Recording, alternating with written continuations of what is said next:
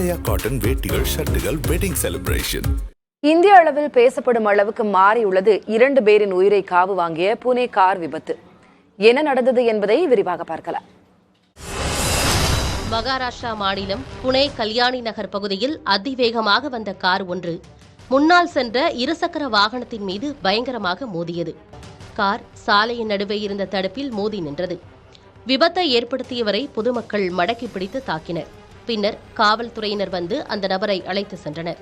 4 கோடி ரூபாய் மதிப்பிலான போர்ஷ் ஸ்போர்ட்ஸ் சொகுசு காரை ஓட்டி வந்து விபத்து ஏற்படுத்தியது சிறுவன் என்றும் அவருக்கு வயது 17 என்பதும் விசாரணையில் தெரியவந்தது. விபத்து நடந்த சாலையில் இருந்த சிசிடிவி காட்சிகளை ஆய்வு செய்த போது மணிக்கு 200 கிலோமீட்டர் முதல் 240 கிலோமீட்டர் வேகத்தில் சொகுசு காரை சிறுவன் ஓட்டி வந்தது தெரியவந்தது.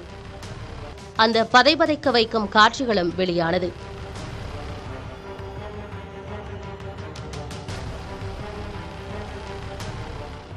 பனிரெண்டாம் வகுப்பு தேர்வு முடிவுகளை கொண்டாடுவதற்காக நண்பர்களுடன் சிறுவன் கேளிக்கை விடுதிக்கு சென்றதும் அங்கு போதை தலைக்கேறும் அளவுக்கு மதுவை குடித்துவிட்டு காரை ஓட்டி வந்ததும் தெரியவந்தது. கேளிக்கை விடுதியில் இருந்த சிசிடிவி காட்சிகளை ஆராய்ந்து பார்த்ததில் இவை தெரியவந்தன.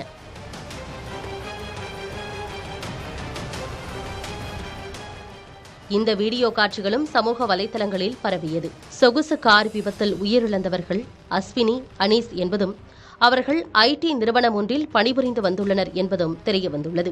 விபத்து ஏற்படுத்தியவர் சிறார் என்பதால் 15 மணி நேரத்திலேயே ஒரு சில நிபந்தனைகளுடன் சிறுவனுக்கு சிறார் நீதிமன்றம் ஜாமீன் வழங்கியது கடும் விமர்சனத்திற்கு ஆளானது. போக்குவரத்து காவலர்களுடன் 15 நாட்கள் பணியாற்ற வேண்டும், மனநல சிகிச்சை பெற வேண்டும், சாலை விபத்தின் விளைவு மற்றும் அதற்கான தீர்வு என்ற தலைப்பில் 300 வார்த்தைகளில் கட்டுரை எழுத வேண்டும், எதிர்காலத்தில் சாலை விபத்தில் பாதிக்கப்பட்டவர்களுக்கு உதவ வேண்டும் போன்றவையே அந்த நிபந்தனைகள். இது பற்றி சமூக ஊடகங்களில் பல்வேறு கேள்விகள் எழுப்பப்பட்டு அனல் பறக்க விவாதிக்கப்பட்டு வருகிறது. விபத்தை ஏற்படுத்திய சிறுவனின் தந்தை புனேவைச் சேர்ந்த பிரபல கட்டுமான தொழிலதிபர். இதனால்தான் சிறுவன் மீது நடவடிக்கை எடுக்கப்படவில்லை என்ற குற்றச்சாட்டும் எழுந்துள்ளது. மேலும் சிறுவன் கைது செய்யப்பட்டு காவல் நிலையத்தில் இருந்தபோது போலீசார் அந்த சிறுவனுக்கு பீட்சா, பர்கர், பிரியாணி உள்ளிட்டவற்றை வழங்கியதாக புகார் எழுந்துள்ளது. இதில் சட்டமன்ற உறுப்பினர் ஒருவரின் தலையீடு இருப்பதாகவும் கூறப்படுகிறது. இந்த வழக்கு விசாரணையின் போது சொகுசு காருக்கு 44 லட்சம் ரூபாய் சாலை வரி கட்டாததும் அதன் காரணமாகவே நம்பர் பிளேட் வழங்கப்படாததும் கண்டறியப்பட்டது.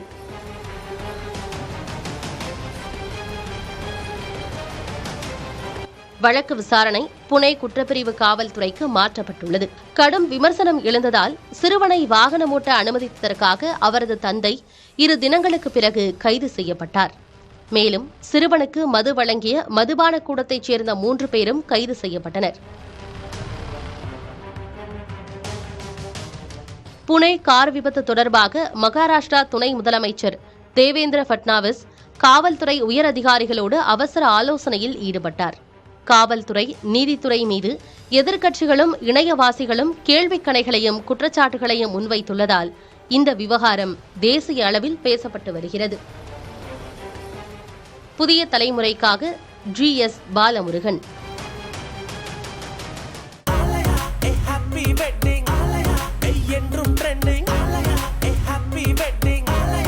ஆலயா காட்டன் வேட்டிகள், ஷர்ட்டுகள், வெட்டிங் செலிப்ரேஷன்.